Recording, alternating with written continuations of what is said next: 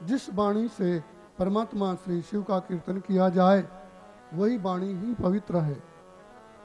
इसलिए वाणी से सदा भगवान शिव जी का ही चरित्र गाना चाहिए। जब प्रातः काल उठो तो सबसे पहले भगवान का ही नाम लेना चाहिए, कुछ न कुछ बोलना चाहिए और सायंकाल ही भगवान का स्मरण करके ही और सो जाना चाहिए। आपके दिन रात में जो भी कर्म होते हैं वो सब भगवान की और सेवा में। यद्यत कर्म करोमि अखिलम शंभो तव आराधनम। जो आप कर्म करोगे वो भगवान श्री शिव की आराधना में परिणत हो जाएगा। कहीं कहीं लोग जो शिव पुराण नहीं सुनते, ये मर्म नहीं जानते, तो इसमें विलोम प्रतिलोम कर देते हैं, उल्टा कर देते हैं, और उल्टा करते हैं तो फल भी तो उल्टा मिलता है। जैसे कि यहाँ पर नंदी को योनि के ही सामने बैठा दिया है, तो इनको समय आने पर आप लोग बदल देना तो अच्छा रहेगा, क्योंकि पूजन करने वाले को भी और वह फल नहीं मिलता। पहले नंदिकेश्वर को पूंछ की तरफ से जा करके और शिव जी का दर्शन करना चाहिए, उनका पूजन करना चाहिए, क्योंकि धर्मारण्य गया जी में भगवान धर्म को शिव जी ने वरदान दिया है और यह नियम दिया है। इसलिए वो नियम को आप लोग पहले यदि पालन करोगे तो ही शिव का फल मिलेगा। और आजकल जो टीवी टावी में और लोग मन गढ़ंत बातें बता रहे हैं ना, ये सब लोगों को और ये घुमा देते हैं। पंथ मतों की सुनी सुनी बातें भटके बीच जहान। ये अनेकों पंथ और लोगों की बातें सुन सुन करके और कभी कभी अच्छे लोग भी और भटक जाते हैं, विचार नहीं कर पाते क्या करें। तो ऐसे ही कलिकाल के लोगों को बहुत जल्दी डाइवर्ट किया जाता है। आप लोग आज नित्य देखा करते हो, कोई कोई लोग तो भगवान को ही नहीं मानते, बोले भगवान की पूजाओं को छोड़ देना, ये पत्थरों को पूजना बंद करो, घर से जितनी भी मूर्तियां हो फेंक देना पानी में। लोग फेंक भी देते हैं, देखा है। कितनी माताएं बहनें अपने पति का सुहाग भी मिटा देती हैं। तो आप अनुमान करो। इसलिए कुछ लोग हमारे भी और शास्त्र पढ़ते नहीं और शास्त्र की विपरीत बातों को सिखा देते हैं। माताएं बहनें मान जाती हैं और यहाँ वहाँ उठा करके कहीं भी बेलपत्री मिले तो उठा के चावने लग जाती है। हम ऐसा क्या करती हो? बोले वो घुटने का दर्द ठीक हो जाएगा, माथा का दर्द ठीक हो जाएगा। क्या क्या लोगों ने बकवास बना रखा है। ठीक है, बेलपत्री लक्ष्मी का स्तन है, बेलपत्री यदि आप वैसे खाओ, बेलपत्री का तो ये प्रभाव है। कोई आदमी बेलपत्री का चूरन और ब्राह्मणी के साथ में सेवन करे तो उसके चेहरे में और कभी झुर्री नहीं आएंगी बुढ़ापे तक। जो आदमी बेलपत्र खाता है उसके शरीर की दुर्गंध चली जाती है। हमारे महाराज जी 115 वर्ष होकर के शांत हुए थे। उन्होंने बहुत दिन तक बेलपत्री का सेवन किया और बेल फल का, और हमें भी कराया। हमने भी ऐसे कई बार अंदर रहित होकर के एकांत में बिना बोले चाले बिना कुछ खाए पिए बेल के बीजों का काली गाय के साथ सेवन किया, तो हमें भी बहुत अनुभव हुआ। तो इसलिए बेल पत्र और बेल के फल में बहुत गुण विद्यमान है। साक्षात लक्ष्मी ही है, यही समझो। जो आदमी 1 लाख बेलपत्र चढ़ा दे शिव जी को, तो यदि वो इसी जन्म में और तुरंत ही जल्दी से और गरीबी दूर करना चाहता है और वह महान बनना चाहता है तो तुरंत बनेगा, 1 साल के अंदर ही। और आप लोग विश्वास न हो तो जरा करके प्रयोग कर लेना, पर यह बात कोई प्रयोग नहीं करेगा। बहुत कम ही लोग ये मेरी बात मानते हैं। जिसको कर्जा हो, रोग हो, शरीर में असह्य वेदना होती हो, घर में धन ना हो, धन की कमी हो, परेशान हो रहे हो, भगवान शंकर को चले जाना। वनों में बेलपत्र हैं, वहाँ शिव जी की स्थापना करो और 1-2 महीना रह करके और वहीं बेलपत्र लो और वहीं चढ़ाओ, देखो आपको क्या होता है। पर ये बात कोई नहीं करेंगे।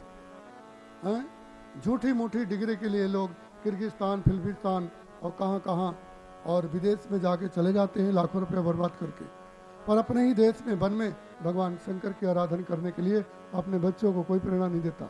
आपको विदेश जाने की कोई जरूरत नहीं है। आप जो कुछ विदेश पाना चाहते हो ना, उससे कई गुना आपको यही मिल जाएगा। पर लोगों को ये विश्वास कहाँ है? जब तक लोगों का पैसा खर्च नहीं होगा और वो धन उनका दूर नहीं होगा और धन खर्च नहीं होगा, तब तक लोग क्यों संतोष करेंगे, क्योंकि ये बेलपत्र चढ़ाने में पैसा नहीं लगेंगे ना। जरा आप लोग ये बातों को बताना और फिर आप दुनिया में देखना, ये हमारा अनुभव है। तो ये बेलपत्र चबाने की हम आपको विरोध नहीं करते, बेलपत्र खाओ भी, खिलाओ भी, और बेलपत्र भगवान का पूजा भी करो। पर जरा विचार तो करो, सूर्य भगवान को बेलपत्र नहीं चढ़ता। बेलपत्र यदि आपके पैर के नीचे गिर जाए मंदिर में, तो जितना भी जीवन का पुण्य है एक बार में ही नष्ट हो जाएगा। आप लोग तीर्थों में जाते हो, ज्योतिर्लिंग आदि में कुछ महिलाएं बेचती हैं, हर जगह महिलाएं ही बेचा करती हैं। कई दिन के बासी बेलपत्र धतूरा फूल लिए रहती हैं और पीरियड से रहती हैं, और बोले भैया ले लो ना भगवान का पूजन करके। वो अशुद्ध हाथों की बेलपत्री और शिव जी को चढ़ाओगे तो क्या फल मिलेगा। इसलिए ये कलिकाल का दोष है, ये कलयुग का दोष है। हम बताया करते हैं संग का दोष, अन्न का दोष, और काल का दोष, और स्थान का दोष, ये मनुष्य को दोष प्रभावित करते रहते हैं। इसीलिए लोग तीर्थों में जाते हैं और वो बेलपत्र लेते हैं, इधर उधर फेंक देते हैं, और बेलपत्र लोग पैर से खिंचलते रहते हैं। आपने ओमकारेश्वर ममलेश्वर में देखा होगा कितना बेलपत्र लोगों के पैर में कुचलते रहते हैं। तो ये बेलपत्र नहीं है, लक्ष्मी जी को कुचलते हैं, और यहाँ करके लोग बेलपत्री खाते हैं, चबाते हैं। तो आपने एक बार भी बेलपत्र कुचल दिया और जीवन भर बेलपत्र चबाया है तो क्या फायदा मिलेगा। इसलिए जीवन में और यह सुधार करना चाहिए। बोलो हरिहर भगवान की जय। और जो शिवलिंग को हथियार से बनाया गया हो, काट छांट के, चाहे लोहे का हो, चाहे पीतल का हो, और चाहे पत्थर का हो, काट कूट के बनाया गया हो पाषाण को, और फिर मंदिर में बैठाया गया हो, तो इसका प्रसाद, इसकी बेलपत्री भूल के मत खाना। अभी तक खा लिया है तो कोई बात नहीं, भगवान से प्रार्थना करो, जब जागो तब सवेरा। हमने अभी तक अब लो नसानी नाथ अब ना न सही हो, अभी तक जो बिगड़ी वो बिगड़ी, अब मत बिगाड़ना, और लोगों को भी बताना। तो ब्रह्मा विष्णु और शंकर एक ही तत्व के और निकले हुए हैं, एक ही तत्व से निकले हैं, और वो परमात्मा के प्रतिनिधि हैं।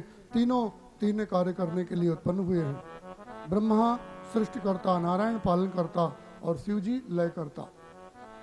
तो इसलिए ये हमारे परमात्मा के प्रतिनिधि हैं, तो हमें इन्हीं परमात्मा मानना चाहिए।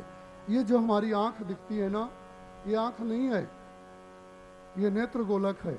इसको दृष्टि देने वाली इसके भीतर रहती है अंदर, जिसका नाम है चक्षु इंद्री, और कान के अंदर रहती है श्रोत इंद्री। तो ये कान दिखता है, ये नहीं सुनता, इसके भीतर जो रहता है पर्दा के अंदर श्रोत इंद्री, वो दिखती है। ध्यान देना। ऐसे ये जीवा के अंदर जो रसनेन्द्रिय है वही स्वाद लेती है। तो अब आप लोग समझ गए, ऐसे ही ब्रह्मा विष्णु भगवान शंकर और इनके अंदर जो कुछ तत्व विद्यमान है वही परमात्मा का तत्व विद्यमान है, और वही परमात्मा तत्व ही और शिव पुराण में शिव रूप कहा गया है। तो ये शिव ही साक्षात निराकार परमात्मा, तीनों तत्वों को उत्पन्न करने वाले यही रुद्र पूर्ण ब्रह्म परमात्मा है। बोलो उमापति महादेव की जय। कैलाश में रहे कैलाशपति, संग में माता पार्वती। कैलाश में रहे कैलाशपति, संग में माता पार्वती। संग में माता पार्वती। कैलाश में रहे कैलाशपति, संग में माता पार्वती। कैलाश में है कैलाशपति, संग में माता पार्वती। देवों के ये महादेव है, इनको कोई भूलो मती। देवों के महादेव है, इनको कोई भूलो मती। इनकी महिमा जो चाहे गावे, इनकी महिमा जो चाहे गावे। गाँव में हो या चाहे शहरी,